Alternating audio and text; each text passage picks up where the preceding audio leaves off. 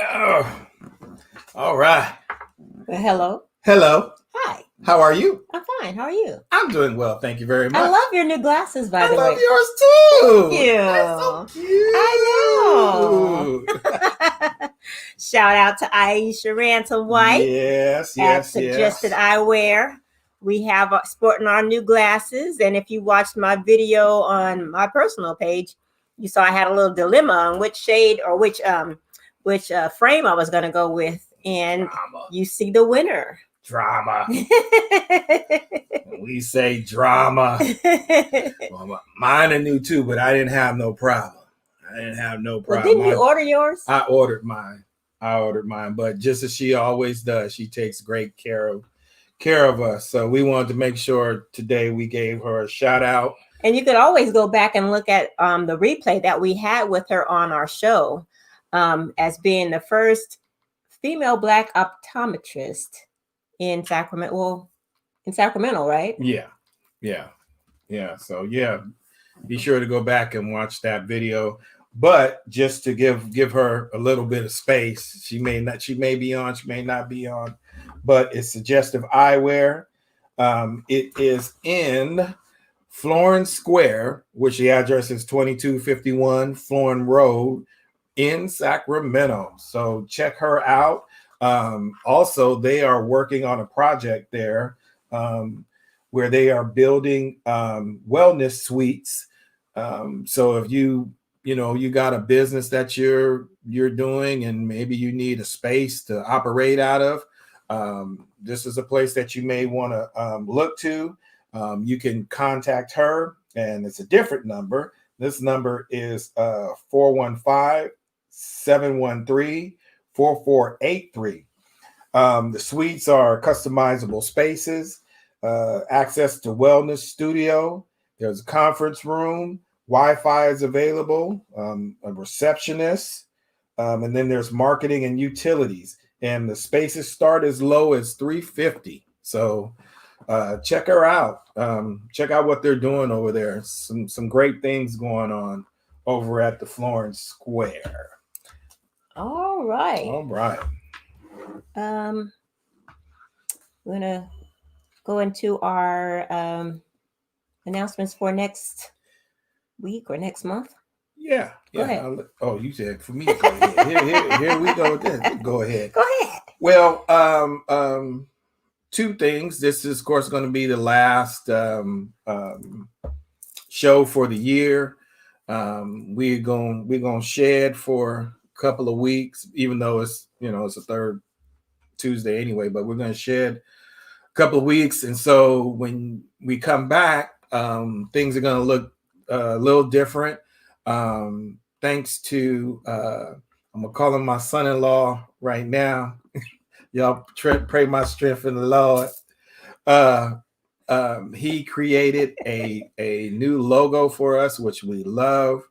And so we've been putting things together to using that logo now. So we're redoing our flyers. We're going to be redoing the website. So there's a lot of work that's going to be going on. So publicly, I want to tell Daryl. Oh, well, why in the world did I want to say know. Darnell? Who in the world is Darnell? Oh no. I want to tell Daryl Thomas, thank you so much, man. I appreciate the work that you did. It looks great. And the stuff that we worked on, I love it. So thank you. And I'm sure the people, when they see it, they're going to love it as well. The first show will be, it may be the first week, we're going to see, but it's the 5th.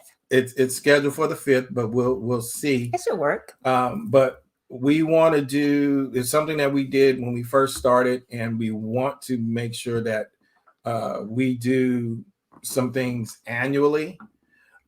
So we want to be a blessing to small businesses, like we did earlier this year. So we're asking, it's just going to be us. If y'all don't want to tune in, maybe we too dry. You just tune in for the guest and all that stuff. Y'all don't tune in for the love of us. It's okay. You know, my feelings ain't completely hurt, but it's gonna just be us talking to y'all. And we want to be a blessing to small businesses again. We know that 2020 is just it's been a doozy, I tell you that it's much. been something else. And so some of the small businesses that we know haven't had an opportunity to open back up. If they have, it's been very limited. So, you know, that's challenged them in many ways. And we not the Rockefellers, but we just want to do something where we can be a blessing. So the first episode of the year, whichever one that is, if it's the 5th, that's what we're going to be doing. So stay tuned to the announcements. The flyer will probably come out soon, and you'll see the new logo with the announcement of when the next show is. You want to talk about? We'll do that at the end. Oh, we'll do that at the end. Okay, very well. We'll do that at the end. At the end. So, as some of you know, and some of you may not know, this beautiful woman right here and myself have been married on Saturday. Saturday? Saturday. Okay, Saturday. We have been married for 28 years. And I don't know how that's possible when I'm just 35. Here we go. You married me as an infant. Robbing the cradle. Here we go. Oh my gosh. Can I go further than this? I don't know. I need to stop now. Maybe I can't introduce no guests. I don't know. Lord God, help us. Help us, Lord. So anyway, thank you, Mother. Thank you, Mother. So tonight we are fortunate and we are blessed to have a couple that I call my friends. Yes. That I met the husband through state service. Right. Some people know where we work. I ain't gonna tell everybody. Everybody don't need to know. But in that we built an awesome relationship. I ain't gonna even lie. He was probably the only saved person I knew in the building when we worked there. So it was such a blessing to have him there. But in that we were able to connect with him and connect with his wife, and then their ministry that they were doing. And it's been it's been a blessing. I don't want to tell it all. I want them to talk about their ministry. But it has been a blessing in our lives. Their conferences have been phenomenal. They've been informative. I don't care how long you've been married. Their conferences will call you to the carpet. They will call you to the carpet of what you need to fix, or if you think you're doing something and you're not. So So you want to add anything to that, and then you can introduce? Well, sure. The conferences that we've attended through the ministry of Michael and Laveenia, pastors Michael and Laveenia Peavy, have been very, not just informative, but they made us really consider each other even more. So like you're saying, the things that we thought we were doing well, and we found out we can actually improve it by listening a little bit better. Oh, I'm sorry. Because that happens all the time. But it goes both ways, because I do the same thing. But anyway, without further ado, let's bring them into the conversation. None other than our guests, Michael and Laveenia Peavy. That's our crowd and our audience. We told you we on our stuff, so we got sound effects. We working on that. Well, thank you for having us. Thank you so Thank much for having you. us. We are blessed to be your guest on the fantabulous FA concepts of Dr. Fred and Dr. Angela Oh, Jackson, wow. LLC. LLC. LLC. I mean, y'all serious about it. You said we gonna see. We gonna LLC this. Right, double LC. We trying to get them multiple streams of income going. Right. Oh yeah, that's awesome. That is It's a awesome. setup. It's all a setup. Hey. Yeah, so glad, so grateful. We're honored to have be on, for you to have us here. We're so elated, and we're excited about what we believe God is going to do for us on here and people that are listening. Congratulations on 28 years. Yeah. Awesome. That is good God bless and say the same and delay his coming. Right. Saturday will mark the year. Yeah.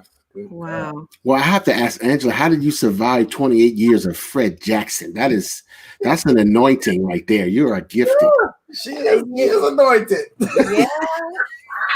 I think, you know what? Honestly, he probably needs to be more anointed than I do. Oh, I know I'm a big pill to swallow. But this one right here, Lord, it's taken a lot of grace, fasting, prayer, and supplements. But look how good she looks. Look how good she looks. Right. Because see, that's good. Yeah, I look like I've been through some things. I've been through hard time, some struggles. But look at the grace right here. Look at the grace. That means you need more grace then, bro. I gotta get some grace. That is awesome.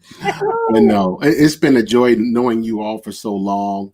Yeah. It's been at least 20 years. Yeah.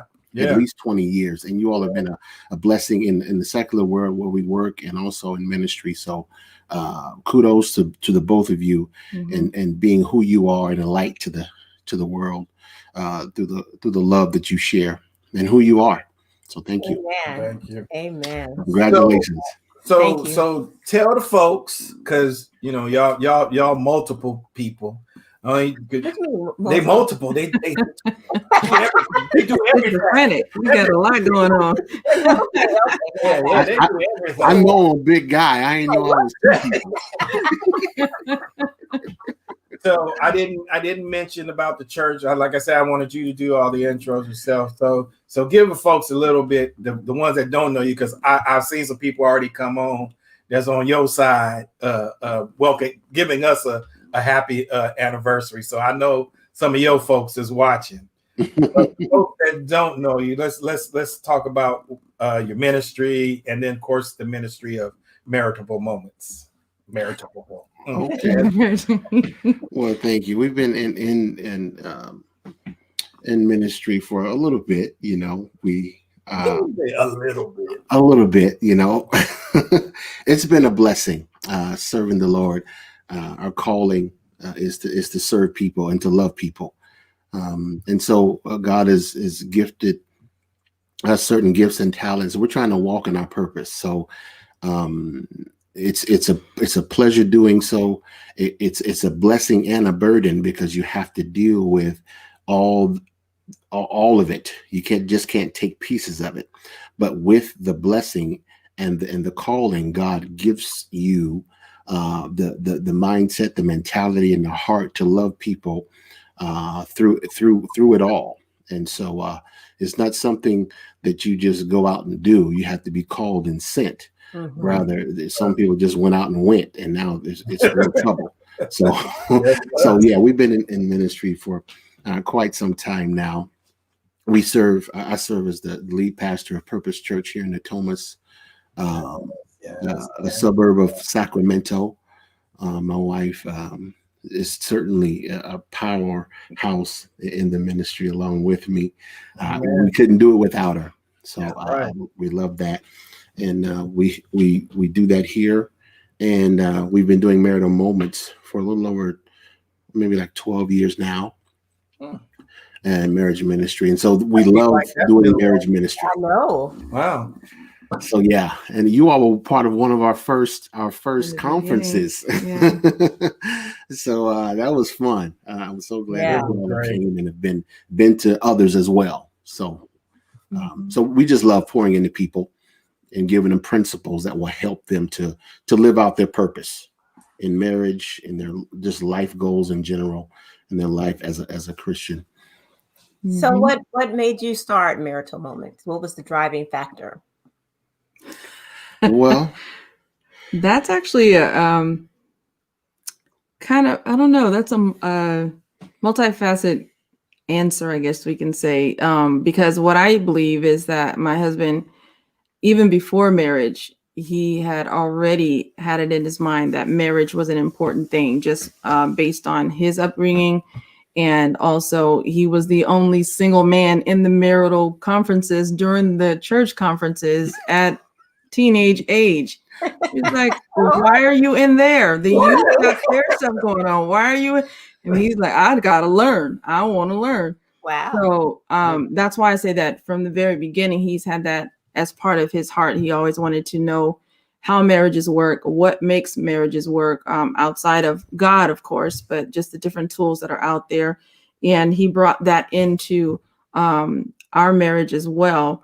And then also we've had our own ups and downs, roller coasters, starting out within the first 7 years of marriage. And we always say that's the critical point. If you get past 7, you'll be all right.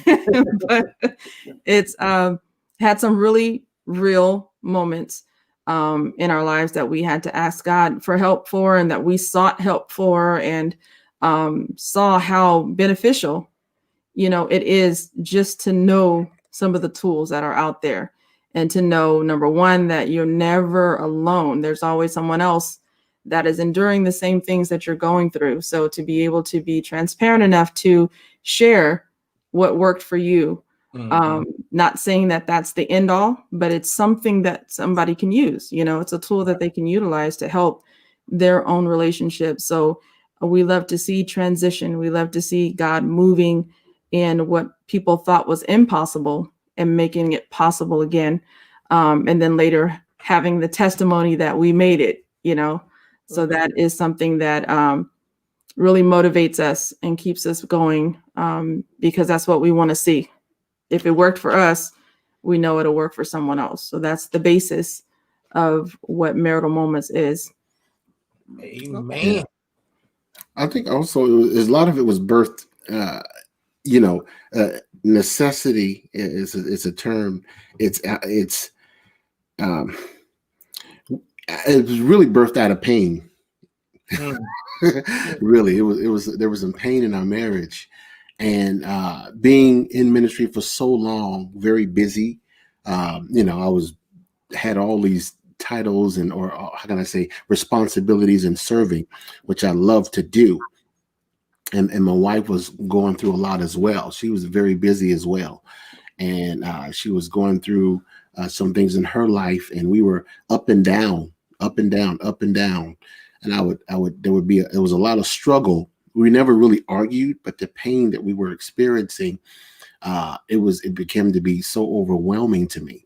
And then one particular day, we had argued for the first time, that it shook some things out of us, because it was really bad, and we've never been people who argued. And so through that experience, we should clarify, we argued, but we didn't yell. Yeah. Everybody argues every now and then. Yeah, can you explain? Seriously, It's how you do that. We had intense conversation, or moments of silence. That silent treatment. Oh, yeah. When you don't talk for like I'm real good. You're Real on. good. You're on. I mean, that silence can really be deadly. Yeah. And so you know how you're on one side of the bed and your wife is on the other side, about to fall off. If one of you passed gas, one of you would. It's so tough. Or if you got out of the bed too fast, Mike, she'll fall out because she's on the edge already. On the edge, right? You got to sleep with one eye open, hoping that. And so yeah, it's a lot mixed in with that. Yeah. But it was to the point to where I had to, it was one Sunday, early Sunday morning, I had to call my pastor. I said, Pastor, I won't be there today. I need to take care of my family. And of course, I'm over the Sunday school department, some other things. And he said, yes, we had 3 children. And within, I'd say 10 or 15 minutes, I had someone to have the kids. And Family Life, a marriage ministry, was doing a conference here in Sacramento. And I went maybe a couple of weeks before to a conference that they were volunteering at, passing out things for pastors. And I said, I'd like to volunteer to help your ministry. And so the lady gave me her card. Then I heard on the radio they were having a marriage conference. And I basically thought of that. It's going to be in Sacramento. And they said, can pastors have a scholarship that they can go to? Oh. And so she told me she would be there. We drove all the way to Sacramento, didn't say anything to each other. We lived in Fairfield at the time. So. Yes. We were totally silent all the way up to Sacramento. You know, that it was just, that was a long ride. We're going, we need help. You can hear the wind in the windows. That's how quiet it was. You said you can hear the wind through the window. Yeah. Mm-hmm. Yeah. Right.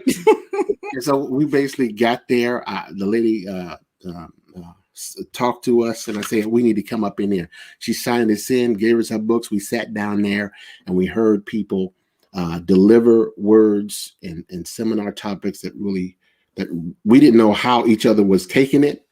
But probably in our minds, we were both like, I hope she heard that. I hope we heard that. Yeah, say that again. I hope she heard that. But we were just silent. We were sitting like this, and I tell you, it was so powerful to us. And on the way back, still didn't say anything. Well, the thing is that when we arrived, it was the last day. It was the last day of the conference. And that was their breakout session day.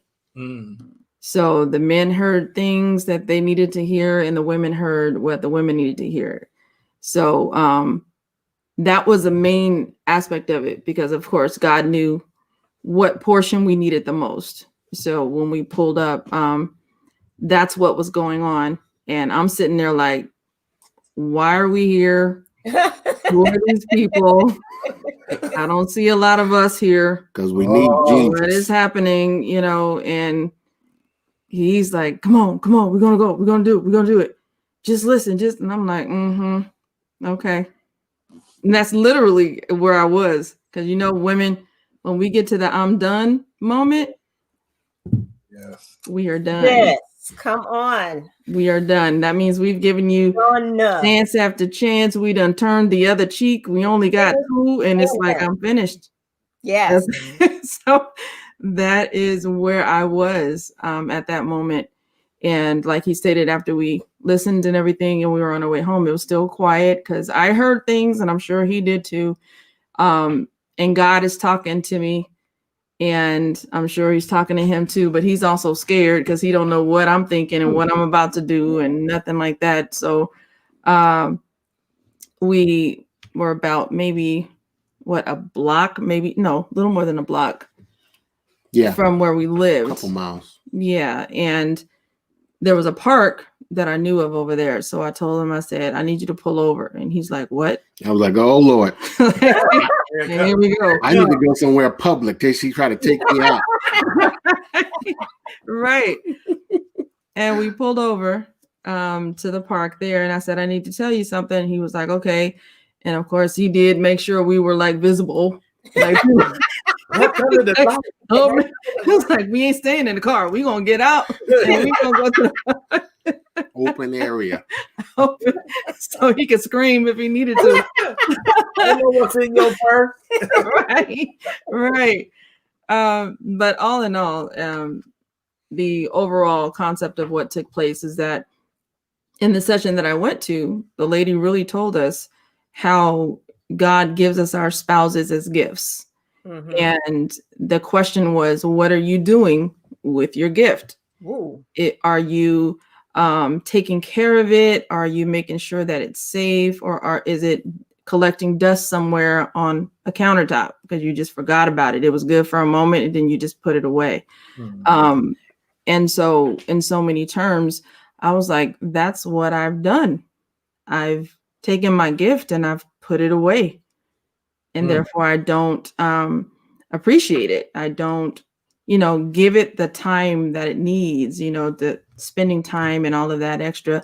I was so busy thinking about the things that he was not doing for me that I forgot, hey, knock, knock, you ain't doing some things too. So all in all, after that conversation, he sat, his eyes are already big, but they was like double the size, like, oh my God, what is happening right now?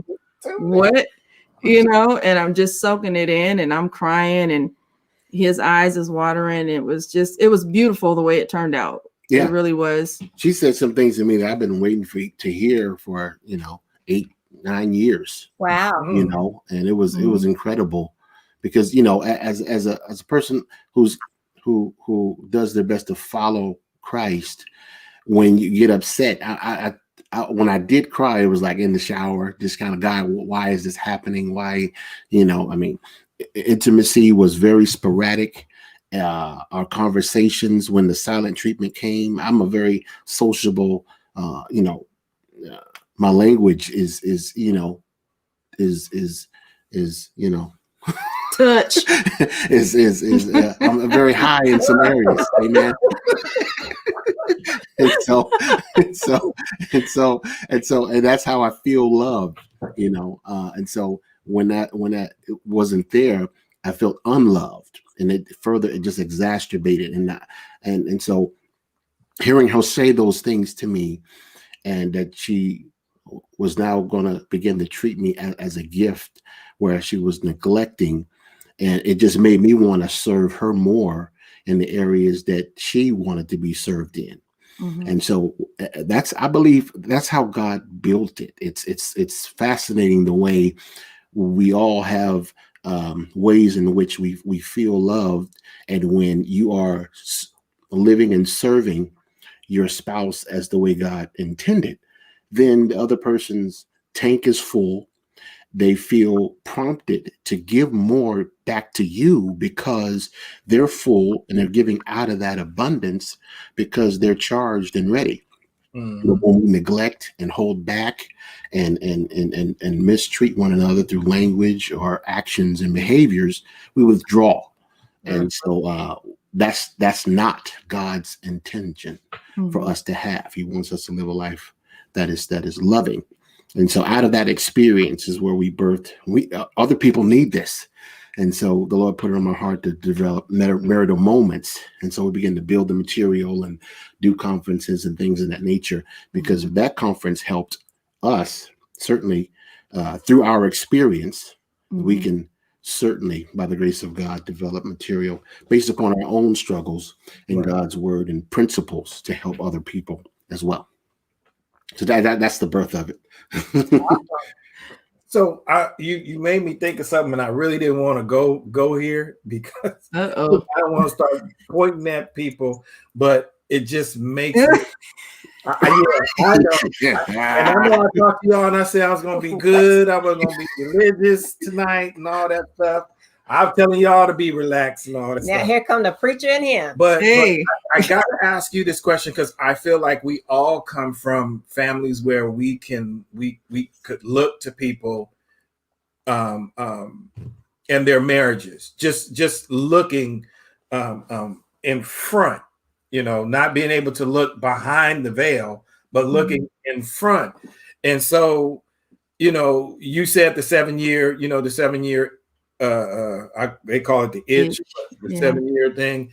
And the ministry thing, Mike, I can share that same thing with you. I wasn't sitting in no marriage classes and nothing like that.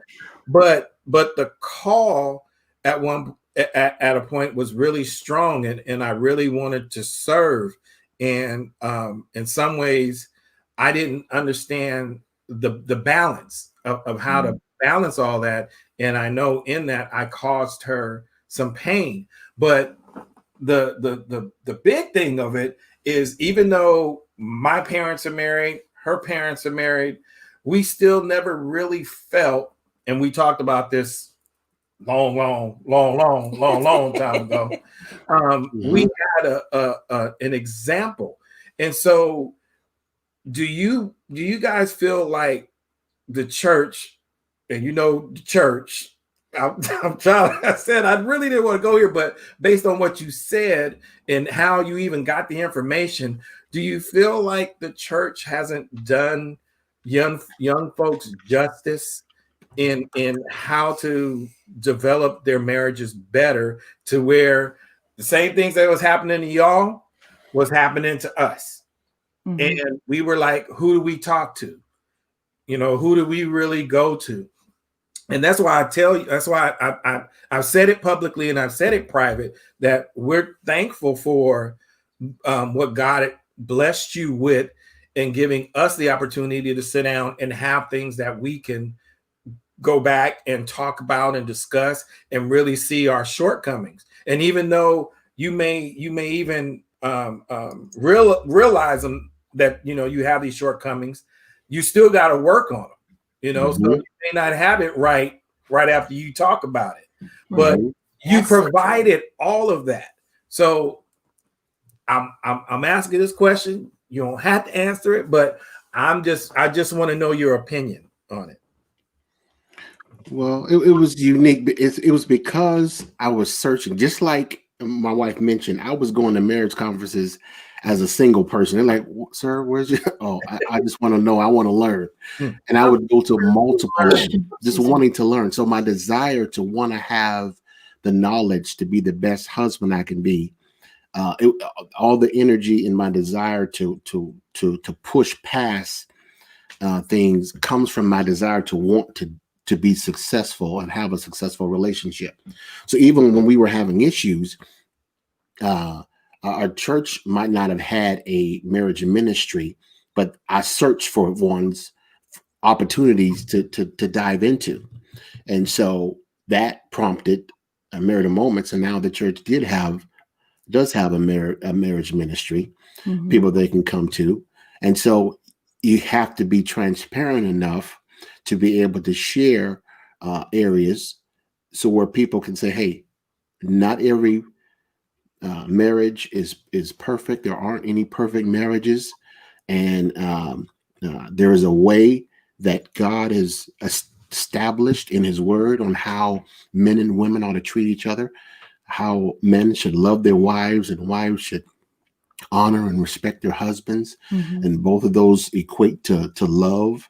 And so if you don't call that out and teach on it and really dig into where there are issues, and then call people out on where they may be missing it, even though they may not feel that they have to do certain things, it's not based upon your feelings. It's based upon what God's word says on how we ought to be, our purpose as a man and a woman, and as a wife and a husband in a marriage.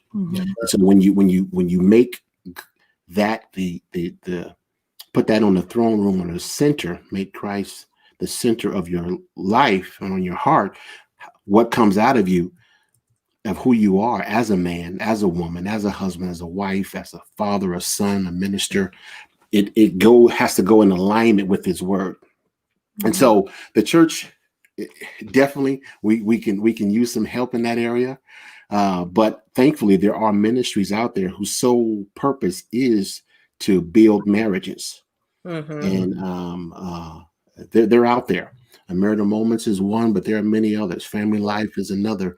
But getting the help that you need, whether it's through counseling, we're not professional counselors, but we do help couples in marriage based upon what we know about the word. We can mentor couples, and we just do our conferences and talk real about aspects of marriage.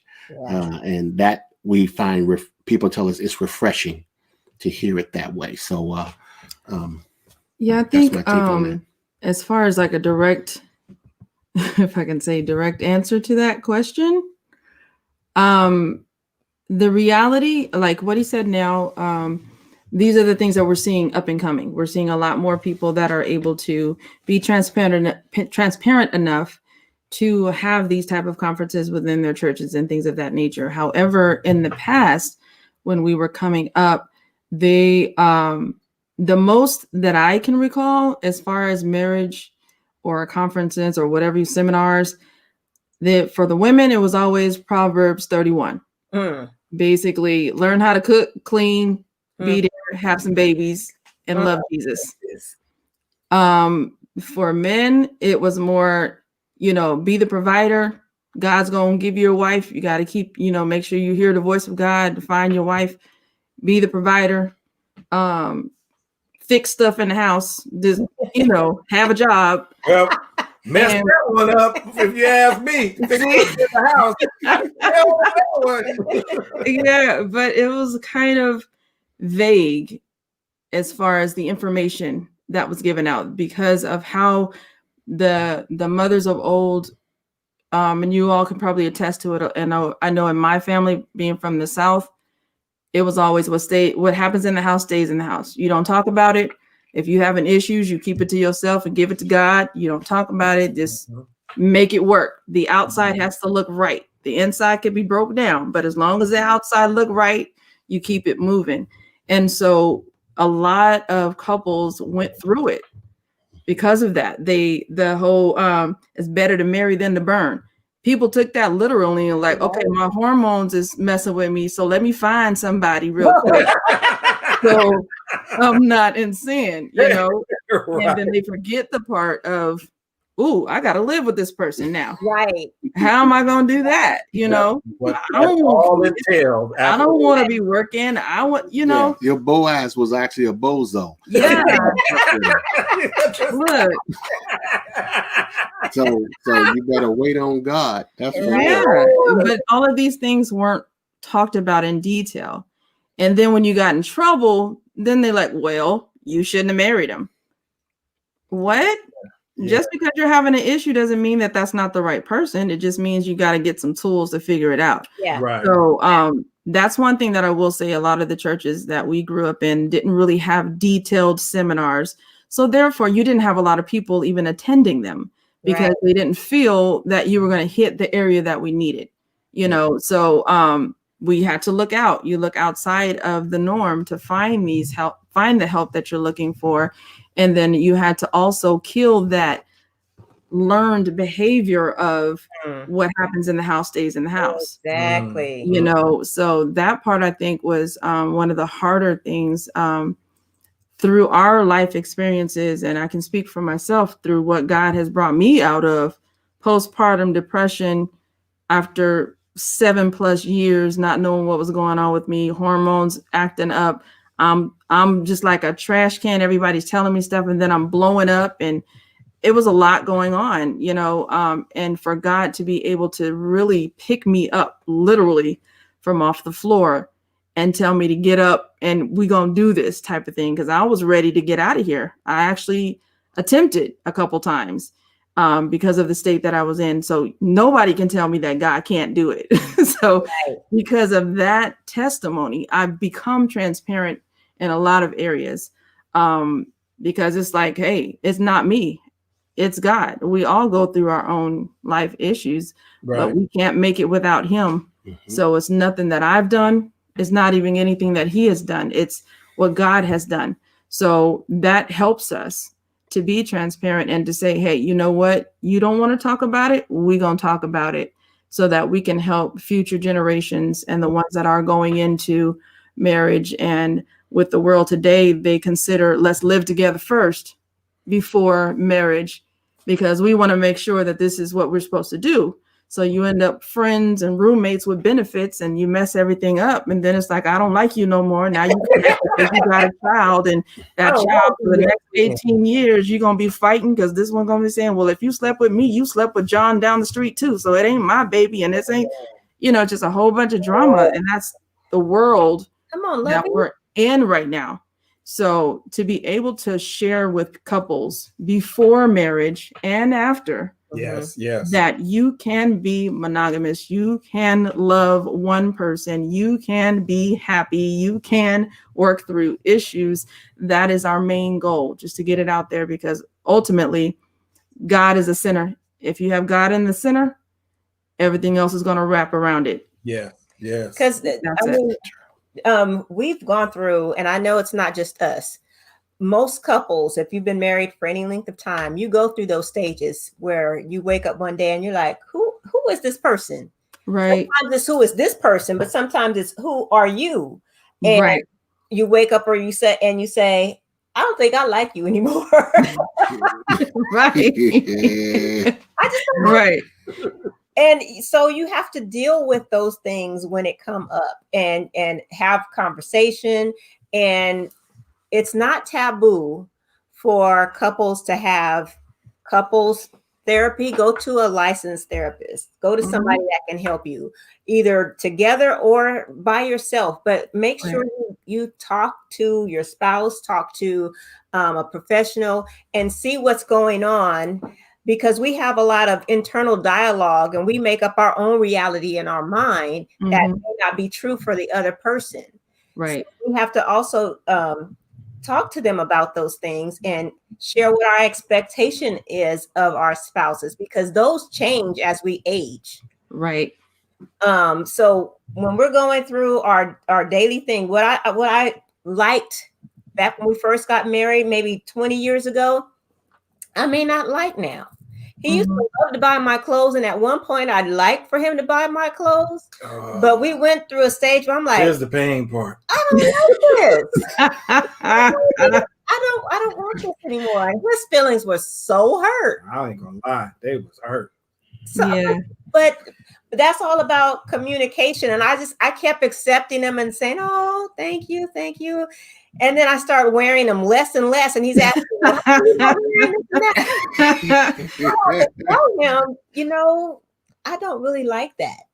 So we had to have that conversation to know, how my tastes have changed or how his tastes have changed or expectations have changed of each other. So are there any expectations or things that have changed in if I'm not being too forward to ask, in your relationship, maybe in the most recent past? That's a good question. Some of this stuff, Good question. some of this stuff that I'm not gonna put on, but it's people that are talking that are cracking me up. Right. Well, how about you, right, Leon? Yeah. I'm sure. See, marriage is always work. It's an adjustment. You got to be flexible. And what you said was so true. Things do adjust and change.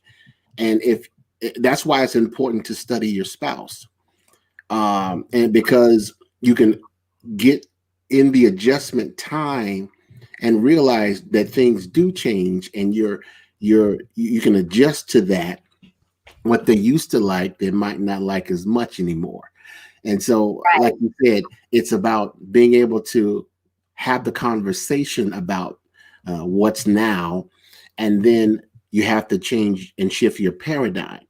Otherwise, it will lead to resentment. It will lead to being, just frustrated, thinking that something is what was, always is, and will be.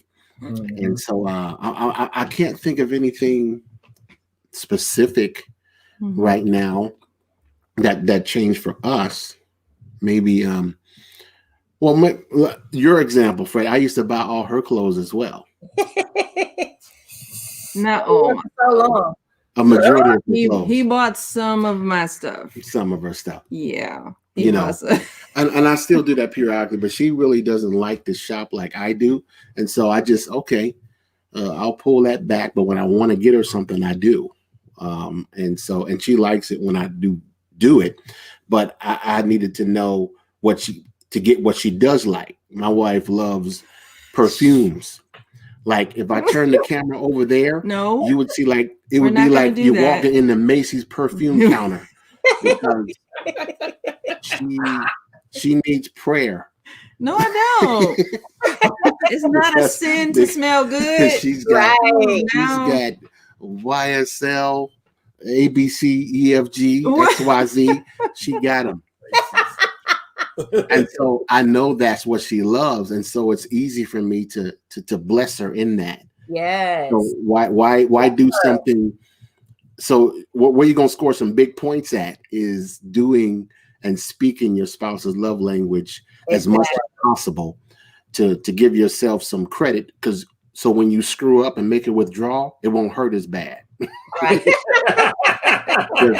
It's gonna happen. Yeah, I was going to say that if you haven't done the 5 love languages, it's a really good method to start the conversation of what could have possibly changed through the years, because it has the 5 main ingredients, so to speak. However, each one of them can be broken down to where you can really get to the in-depths of what the other person is asking for or needing. And what we found is that it was weird for us, because typically you take it like in the very beginning, then a few years down, you want to take it again and see if your likes and things are the same and if they've changed. And surprisingly, but not surprisingly, ours has not changed as much. Wow. Maybe like a percentage so, but I like the whole the act of service. That's one of the top ones for me. I do like to see him pick up a broom. I like to see him. She works wash me some like a dishes. slave. You know, just little things like that. You know, and like you said, his is it's like it's the stuff. Most of the time, your spouse. Sometimes you find yourself doing for your spouse the things that you want done for you, as opposed to doing what they need. And I think we can get that confused, because I've done it and I'm like, what do you mean I'm not giving you what you need? What are you talking about? I've done this, I've done that, and it was like, those are the things that you do that you like, but these are not the things that I desire or that my needs are. And yeah, like you said, that conversation hurts, but it's a hurt that will move you forward, not a hurt that'll take you back. Because it helps you to get better. If you take it in, like he said, and gravitate towards the reason behind what you're doing, you benefit from it. You know, you have to take yourself out of the equation and say, hey, this is not about me right now. So if he says he wants green slippers, I shouldn't be sending no black slippers to you. If you told me what you like, that's what I need to do, even if I think they're ugly. If that's what you want, you don't need them. Right. Hey, is the site still 5lovelanguages.com? Yes. Okay. Yes. Yeah. You can take the test is free too. Right. You can take it right over your phone. It does wonders. We encourage couples to take that and also and discuss it amongst each other, because good, powerful conversations will come from that. And you can find solutions to perhaps problems you're having right now. It's about having the tough conversations. I've often heard it said myself that you can't change what you don't confront. So, and those 5 love languages will hit, trust me, the areas in your life. And what we do with Marital Moments, we talk about the moments of pain, moments of power in a relationship, moments of pleasure, moments of just the pressure that comes within a marriage, and how to deal with those, and give people tools on how to navigate those moments and push through, and then have a thriving marriage. So 5 love languages is definitely a good foundation piece for any relationship. Even for single people, they have them for kids, for youth, and singles as well. So check them out. Yeah. And if I can add, something just came to me where when you're having those conversations and you find that you're doing something that your spouse does not like, as we stated, sometimes that does hurt. The one thing that you should learn, or I encourage you to learn, and I'm still learning, is during that time, the enemy is hearing you too. The enemy is always focused to try to find ways to destroy. So they're going to take that moment of pain for you and try to make it into something that's of war, or I got to get back. What do you mean? Okay, well, you don't like this? I ain't doing nothing. I don't care what you say. I tried all of this. I spend my hard-earned money, and you just going to kick it saying you don't like it? Okay, I'm done. It's easy because I've done it. Where you pull back. Yeah, I'm going to buy another outfit again. Exactly. Look, don't you dare not ask me for one more thing. That's it. But it's easy for the enemy to take that thought and run with it. Yeah. Yes. So be aware when you have these conversations with each other, be aware that the enemy hears it, and that, again, it's not a self thing. This is not about you at that moment. So you're trying to better yourself and better your relationship, and you have to keep that at the forefront of your mind so that when that does come, you can easily dismiss it and not let the enemy run with it, because that can turn into something totally different, and the conversation will go left. Yeah. Right. So that came to me because that has happened to me, so I just wanted to share that part. Well, in the instance that I shared about him buying me stuff, and it wasn't that I wasn't appreciative. It just didn't fit me in that place where I was. Your style had, or your mindset, had moved from that. So because I do love when he buys me things, because now he's moved to buying me purses, which I don't mind that at all. Right. I love Booney and Burke and Coach. There you go. That's right, Fred. Get them couch purses. Couch purses. Is it a coach or a couch? That's awesome. We got Coach on the cost of it. We got more Coach bags than I do. Wow. Anyway, the whole premise of that is, you have to have those conversations when things change, because if you keep letting them go without addressing them, then you'll start harboring feelings. And then, like I said, he was wondering, where's that dress I bought? How come you're not wearing that? And it's because there's a gap. We allowed space there because we haven't filled in that space with the conversation necessary to keep us in sync with each other. Right. Because then that was then money wasted, because I keep it in the back of the closet for months and months. And when it was time for Goodwill donations, I'd put them in the donation receptacle with the tag still on them. Because we need those conversations. We shouldn't let any time or any gaps come in between where we're not sharing our truth at that moment. That can be scary though for a lot of people. It can be, but I mean, what's the trade-off? Right. And that's the thing. You have to keep throwing that wedge with Right. You have to make those adjustments and get comfortable with sharing those things so that your spouse is made aware of it. And then it also will strengthen your relationship to be open about certain things. And then the less likely the enemy will have a chance to drive a wedge, because now you've dealt with it and now you can grow on together. So that's good. So I'm gonna pop this up here. See if you guys can understand what this is my brother right here. Love you, man. What is the number one thing that they hear that scares the relationship? So you, Peavy's, what's the number one thing that you hear that scares you in the relationship? Hear from each other, or hear?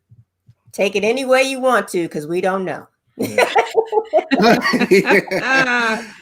scary. I think in general, I would say he killing me. Sorry. Now what I would say what's scareful, what's scary in a relationship is mistrust.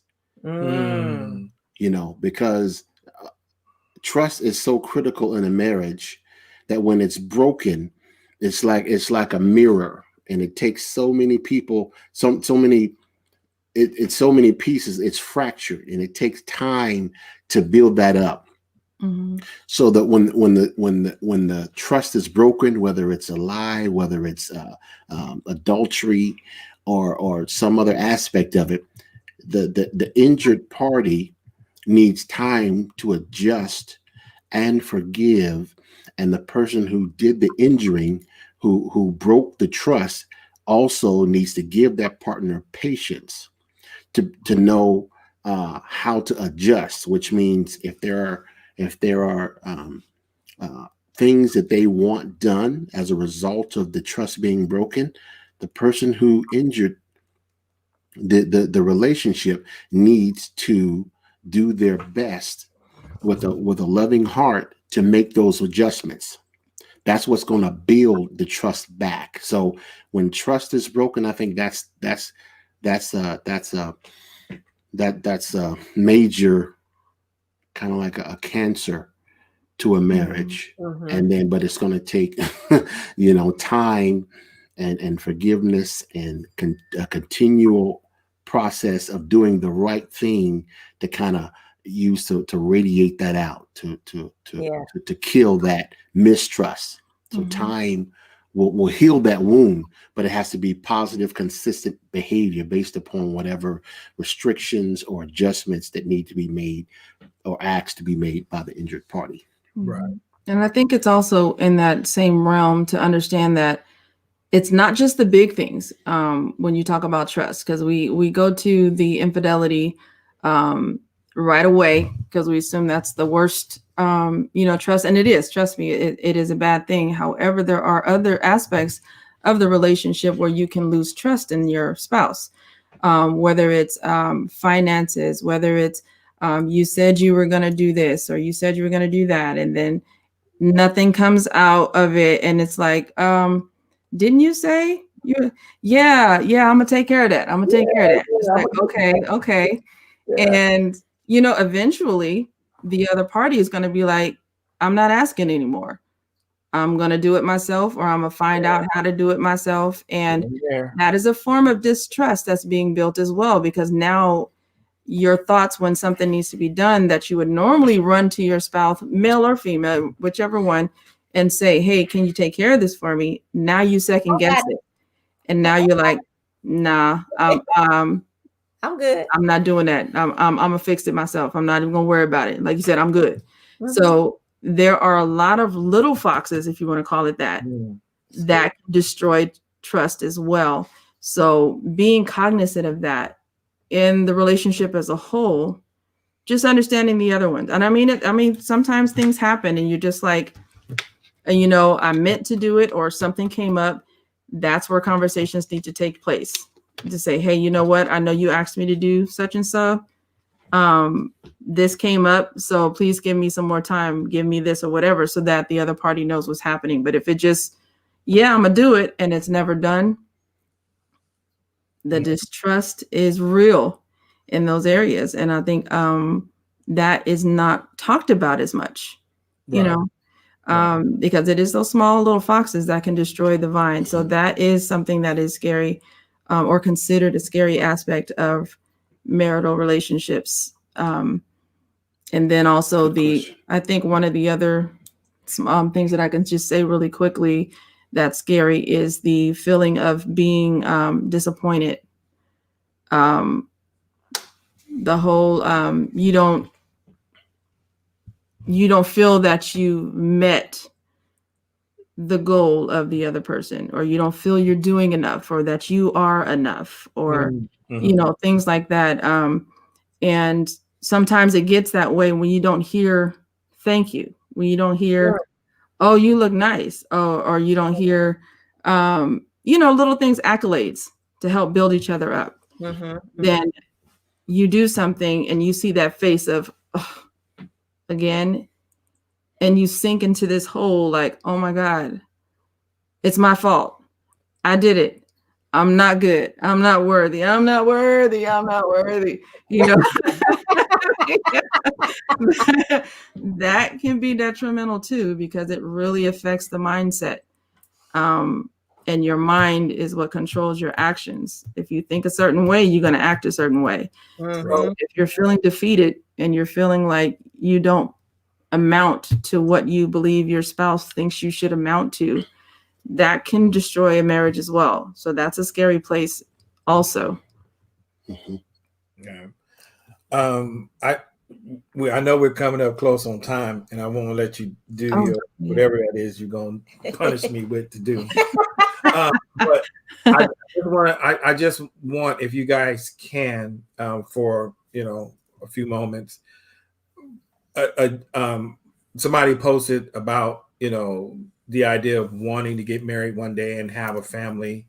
What would you say to someone that is single, that they want this same thing, these 28 years, not knowing all the onions when you start peeling back all the layers of what it's going to be? No, Mitch, we not doing 2 hours, brother. We got other things. I appreciate you, but no, we're not doing 2 hours. But what would you say to them in how they can prepare themselves for that walk? Well, I'll say for the women, because I know deep down in our hearts that you want to be married, you want to have that fairy tale life, so to speak. But I think the main thing is to not so much be concerned with who is my husband, but more so, how can I be a better me? How can I serve God first, to the point where I hear his voice and I make steps according to his purpose and his will, because he will always lead you to the place that you need to be, to the places that you need to be.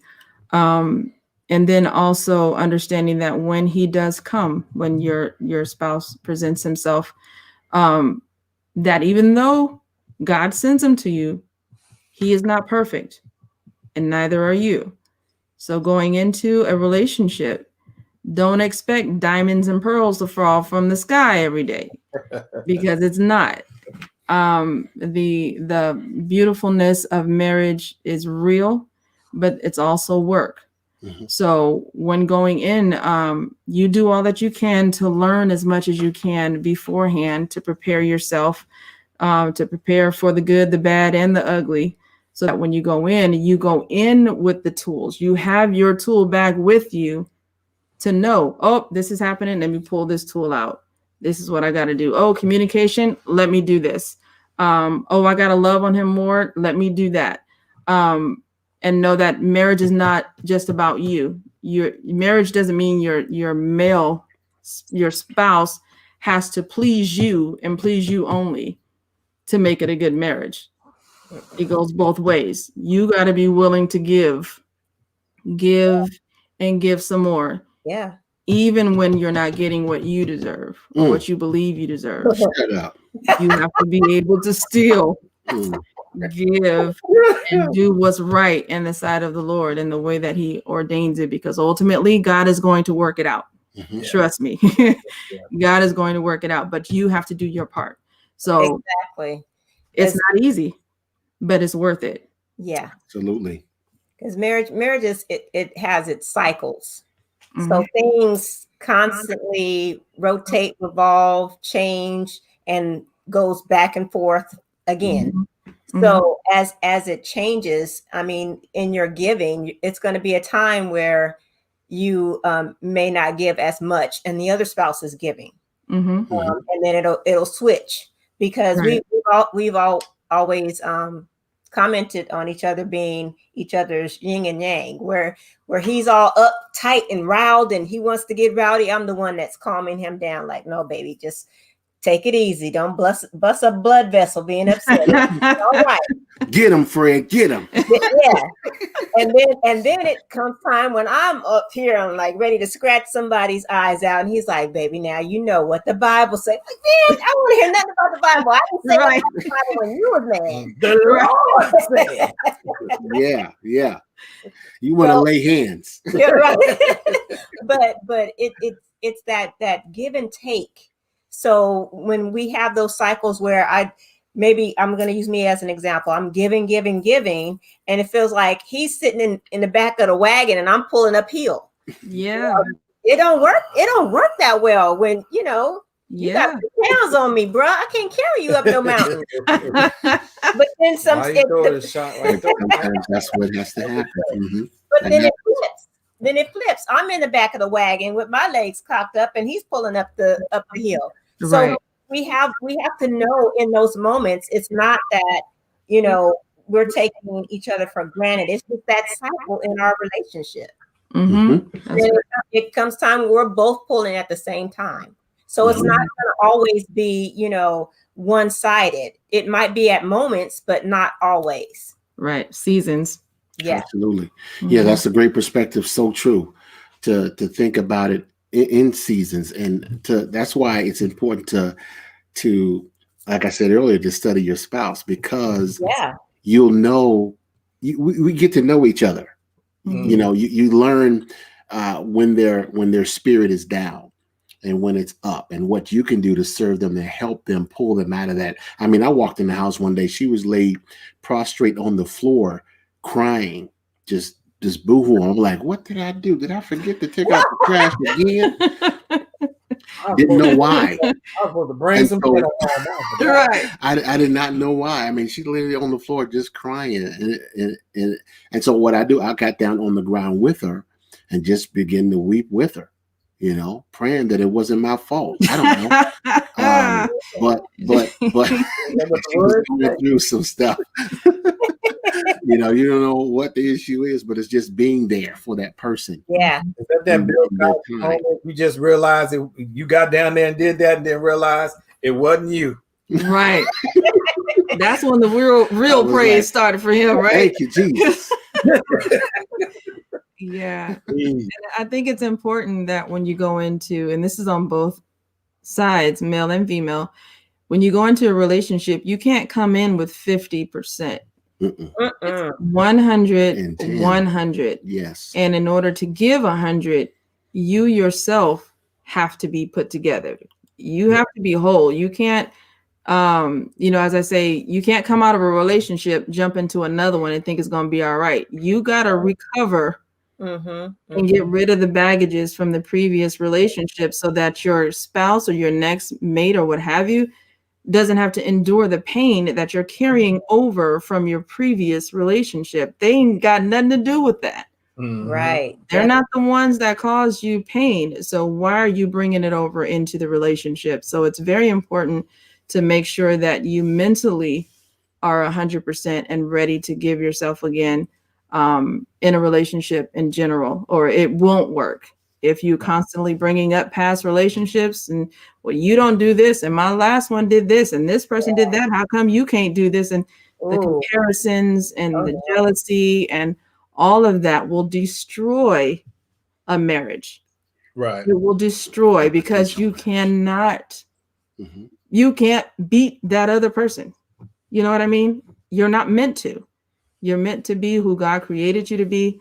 There's a reason for you to be with the individual that you're with. Find out what that is, work towards that ministry, and learn each other. Like my husband said, study each other so that you can become the best you that you can be. And then you become the best we that God needs us to be. Right. Yes. From there. There. That's the good t-shirt. Yeah, that was it. He dropped one of them. Yeah, Lord. Yeah, Lord. All right. I'm gonna let you do your thing. There was one question. If you answer it real quick, we'll move that out the way, because I know our time is over, but I don't want to leave anybody out. But the question about separate bank accounts, what do you think about that? That was one thing that did change. Yeah, that was one thing that did change, because, you know, I was, when we got married, I was a sole breadwinner, and in my mind, everything was okay. It's ours, you know. And so as time went on, maybe 10 years into the relationship, she wanted to have a conversation with more adults. So she got back into the workforce. And so when she started, not saying he wasn't, it was the kid raising the kids. I was at home raising the kids. So she started making some money, and at some point, maybe a couple years after that, even She wanted to have, more of an allowance outside of what was already our account. And I'm going, it's in the bank. Why you need more money? It's, if you need something, just okay. But again, I had to learn, and it was an adjustment for me because I always, hey, it's one account is good, and that's the way, it's still your money's in there too, but it took a while. But I made some adjustments, and yes, she got her an account. She's also a licensed beautician, and so all that, and so it was helpful for both of us over time to have her account with an allowance. I get an allowance, and we have the general fund. Yeah. And I think for us, it began to work out. But I had to make that adjustment in my mind that this is what she would like. And I don't think there's anything wrong with it. I do know that if I kept saying no, it would have caused more issues. So, but I think hindsight, looking back, for us, it works out because now I can, we're both, we're not trying to defraud one another in that area. And we know what each of us gets for an allowance, and we can either stack it up or spend it. And how you spend it is how you spend it. Mm-hmm. And that. But once you spend that, when we coming back over here to work, because you done it now. You know what? So yeah, that's how that works. But you just got to have the conversation. He already stated who the spender was. Have the conversation. So, it's important to have the conversation, and here's why. Start off with the why. If I had this extra account or my own account, or we had separate account, this is why, and then have the conversation about it. Might not work for everybody, but it turned out good for us. And that's what we do too. We have our joint, then we have our own separates. So it works out for us. But yeah, this guy is a techie, gadgets, electronics. My friend always teases. She's like, any gadget you can name of, I know the Jacksons have it, and that's probably true because not true. I mean, I need more. He loves his gadgets. I need more. So I know, and when you get in that techie and electronic field, it's costly. Yeah. So he likes the big toys, everything Apple now. So we've switched out everything Apple. Mm-hmm. Yeah. Mm-hmm. So, but it's like the thing, I don't think it's a right or wrong thing as far as the count. It really is based on the conversation that you have with your spouse. It's not something that's set in stone that says you need to have it or you don't. Again, coming from the South, my big mom was like, you better always have a stash. You put it in the ground somewhere. You put it in your bra. You put it somewhere.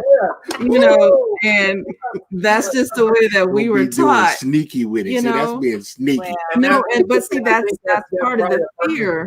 I think is you being upfront. Having that discussion up front. Yeah. Right. Because that's part of the fear. The first thing that will come to some minds is like, why do you need another account? You planning on leaving me? Like, why are you trying to build up all this money? So it's a lot of negativity behind the separate accounts that we've seen in the culture. But that doesn't mean that's what your spouse is trying to do. It really doesn't. So you just have your have that conversation. My whole thing was, I knew the fund was joint. However, I did not want to be the one to dish out and buy something and then now you can't pay a bill. So John. So we apostolic. That was our my whole concept behind it is that I wanted to know that the funds that I had over here I could use and know that it's not going to damage the household. Right. Whether it be mortgage, PG&E, water, whatever. That was always my fear, is that if I go into the joint account and pull something out and then he's like, babe, did you just take this out? Oh my God, that was for this bill. And I'm like, wait, what? I don't like that feeling. Right. So that was one of the things that I was like, if I have this over here, I already know what's going on in this one. And then I can leave the main one alone. Yeah. So that was just my concept and reasoning for it. Yeah. Well, good question. It was a It really was. good question, and we can probably go a little bit deeper. But like we told you when you in the green room, time goes by so fast. It does. That hour's already gone, and we just wanted to close out with something a little fun. So get ready to answer a couple of questions. Okay, here we go.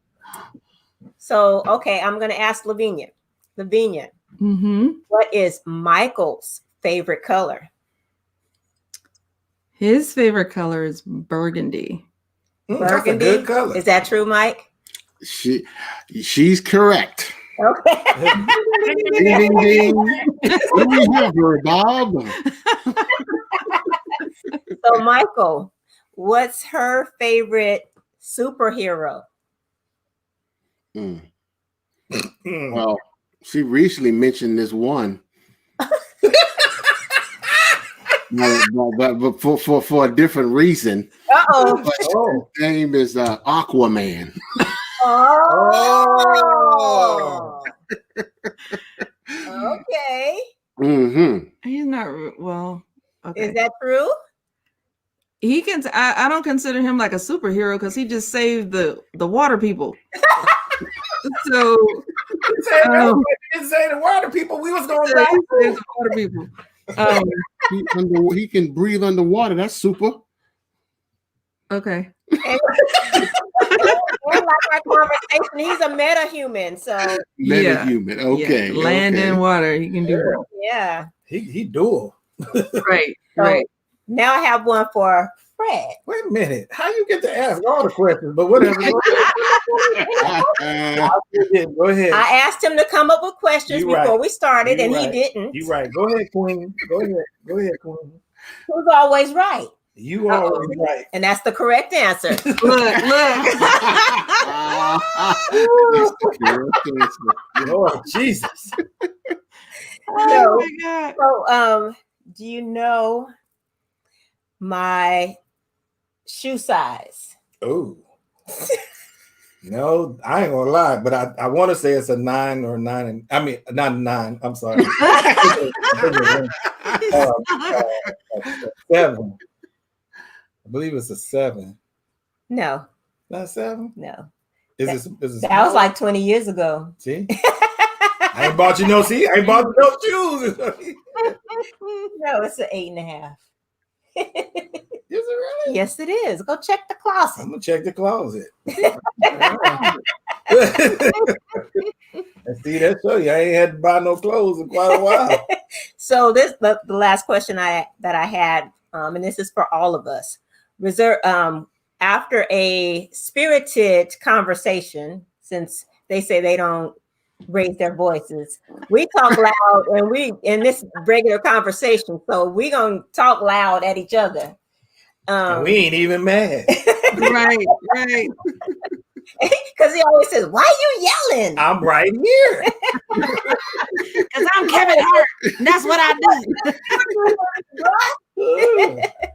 But so after or during a spirited conversation, do you choose to resolve now or resolve later?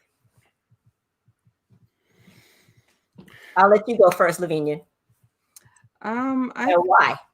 Oh Lord. As far as like resolving to the point of completion, or you mean just maybe to a compromise or to an even medium? With that. Okay. We try to deal with it at the moment. But of course, if we find that we're not going anywhere, because if we're just, hitting the wall, because I'm trying to defend myself as opposed to listening to what's being said, and he's doing the same, then we'll just, most of the time I'll walk away. I'm like, look, I'm done. And I'll walk away because I'm like, this is going nowhere. So I'll stop, and it may take a few days. Honestly, make it take a few days where I'm doing the silent treatment. I'm like, you want to eat? And, I'm like, bye. And just real short.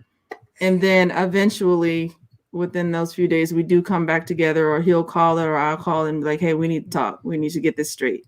And by then I'm down to the point where I can actually hear. And She then saved him- again. She backslid. She saved again. Yes, Lord. But don't push me, cause I'm pushing the edge. But that's, in all honesty, that's what happens. Sometimes we can resolve it right then and there, but other times, and I say me because I'm normally the one that says I'm done and I walk away, in all honesty. And then it just takes a few days and then we're all right. Michael. I'm doing my best to try to learn when to bring things up, and so, and I think it's a muscle you have to continue to work. What's the right time? How do I confront this? Sometimes the silence of not talking about it, it's on your mind. You can't sleep. You want to confront it, but then you don't want to argue, because I don't like to argue. And so asking God, okay, when is the right time? And so we use our own tools and say, hey, I sit her down and we talk and say, when this happened, this is how I feel. And so we resolve it. But it depends on the issue as to when. But if it's really heavy, sometimes we have to set up a time. Say, let's talk about this on Friday. Let's talk about it this in the morning. And then we actually meet that time, and then we hash it out.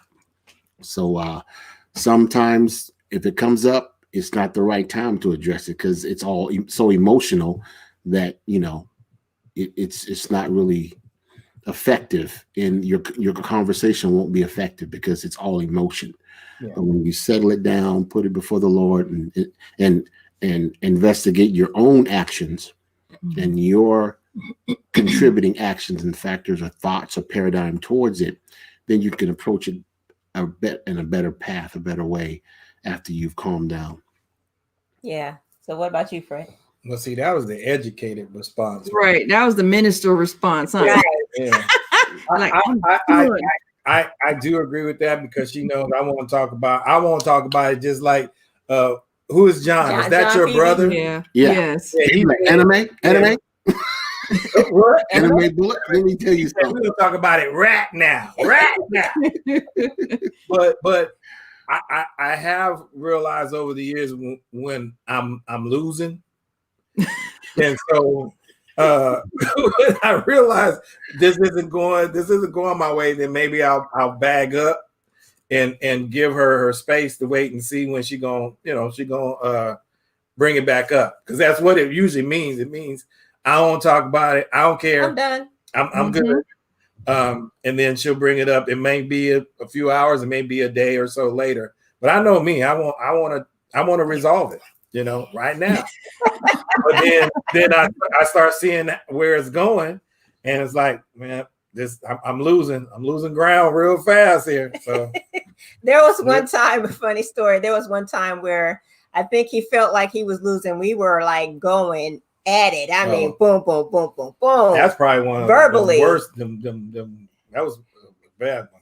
Yeah, we were going at it verbally. I mean, blow for blow. He dish it out. I boom, boom, boom back. And, so I think he thought that he was losing ground. So I'm just talking loud. I wasn't yelling. I was just talking loud, stating my case. And he says, "But I love you." And I said, "Oh." I was like, how you gonna say that at this moment right now? Right. That's a Mike Tyson shot right there. It totally shut me down, and it was needed to be said at that moment, because it had escalated to a point where it was going to take us over a cliff. Mm-hmm. And that moment right there where he just yelled out, "But I love you." It shocked me, for one, that he could even feel love at the moment where we were. But it did something to us, and from that point on, our even in our disagreements now, they have never gotten back to that point, because now we know how to talk to each other and actually hear what each other is saying. Yeah, that's good. That's a great story. Thank you for being transparent in that. I got to use that. No, his thing is he knows I'm pissed, and I don't say mad, I say pissed. And he'll come and hug me. And I'm like, if you don't get away from me, Yeah. but it's something about that touch.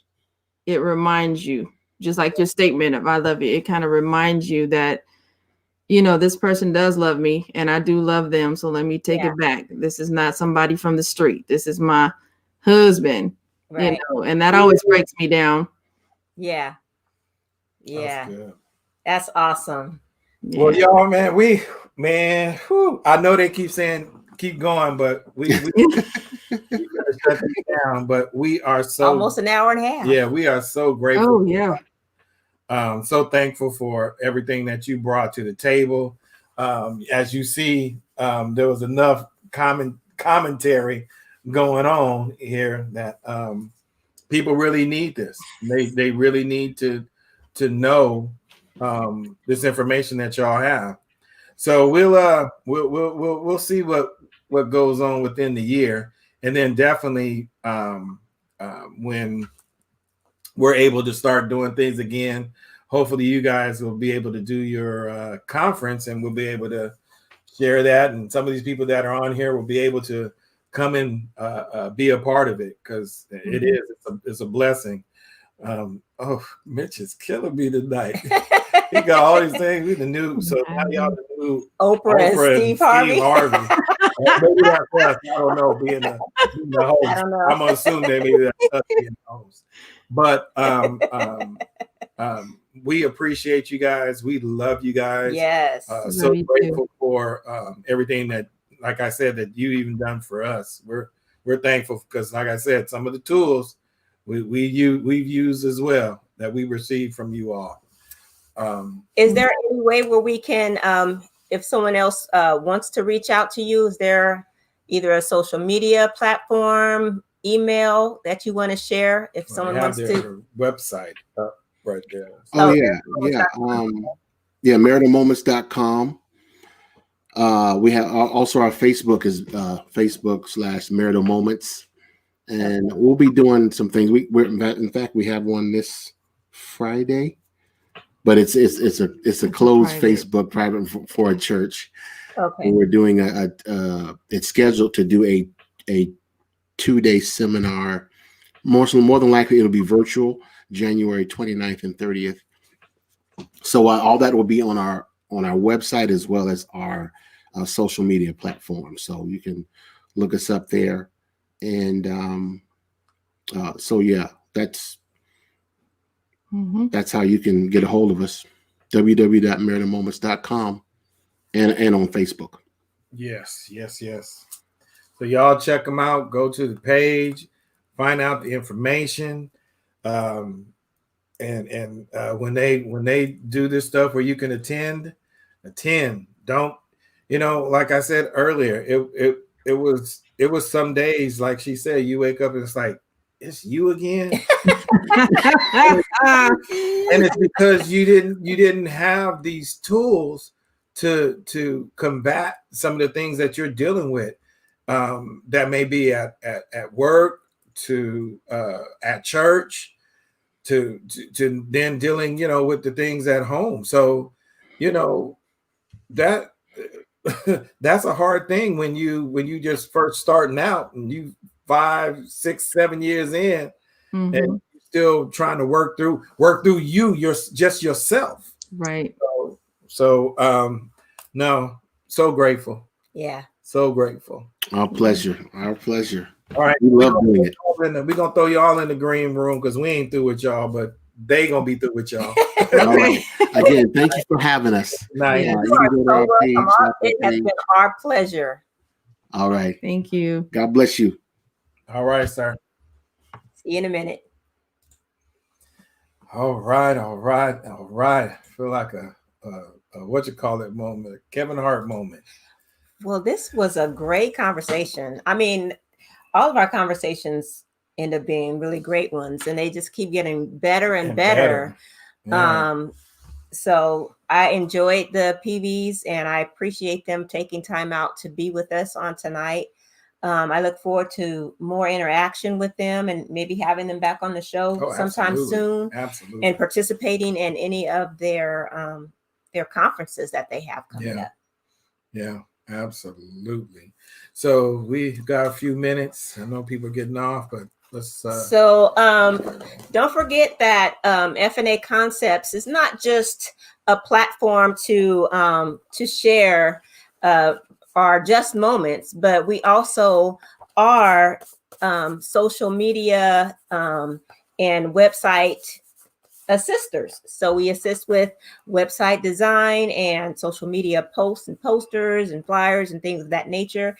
And we're adding new items to our services as often as we can. We have a new service that we will be pushing out in January. But if you go to our website at www.faconceptsllc.com, you will see on our website a book that I am a contributing author in that is available for purchase on our website. And then we also have my content planner and journal that is on our website that is available for purchase as well. And this content journal and planner will help you with your day. Okay, honey. Oh, like, what are you doing? I was holding until you was finished. You got frozen. But it will help you with not just journaling, but it helps you plan out your day and plan out what you're going to do on that day, how you're going to do it, the time you're going to do it, and especially where it relates to if you are trying to grow your business via social media, the times you're going to post items, what you're going to post, and things of that nature. And we'll be having some virtual conferences as well on how to do all of those things for yourself, or you can hire us to do them for you. But if you want to learn how to do them yourself, stay tuned for the conferences that we will be offering as well through F&A Concepts LLC. Don't forget to follow us on not only Facebook and Instagram, but also our YouTube page. Please subscribe. We are hoping to get our subscribers over a certain number, and we love your help. Yeah. So please subscribe to our page by pushing that little notification button on there. Subscribe or hit the bell. Yep. I think it's the bell. Hit the bell. Subscribe. Anyway, all joking aside, thank you all, the ones that are remaining. Thank you all that tuned in tonight. We pray that, you got something that was encouraging, that was blessing. I know It was a lot of meat. There wasn't no milk in this. Yes. There was a lot of meat in that. And so very rich. If you are married, take some of the stuff that you heard tonight, start practicing it. If you haven't before, and if you're single, these are the things that you build up. You got to come in, both you got to come in 100%. Ain't no half and half. You got to come in 100% and then be willing to work. Yes. So it was just amazing. I don't want to do that because I don't want to knock any of our other guests, but this was just really, because it's close to our hearts. It was a really one of the best ones of the year, and what a way to close out the year. Yes. With this. So we pray that you all have a great Christmas. You have a wonderful and safe new year. Please wash them hands when you go out. You sanitizer. Make sure you put your mask on. Don't be these people fighting with all of this stuff. Let's get through this stuff together so we can all come together. Let's get through so we can come together. All right? So we love you all. Happy anniversary. Happy anniversary. On Saturday. We may throw a quick one out on Saturday. I don't know. We'll see. And, we are quarantined. I don't know how much we doing for anniversary, but we'll figure it out. But yes, happy anniversary, baby. Happy anniversary. So thank you all. Thank you for tuning in. We appreciate you. We love you. We're humbled that you would even be on our participate in our little show. So thank you again. You all be safe, and we'll see you at the next go round. Bye.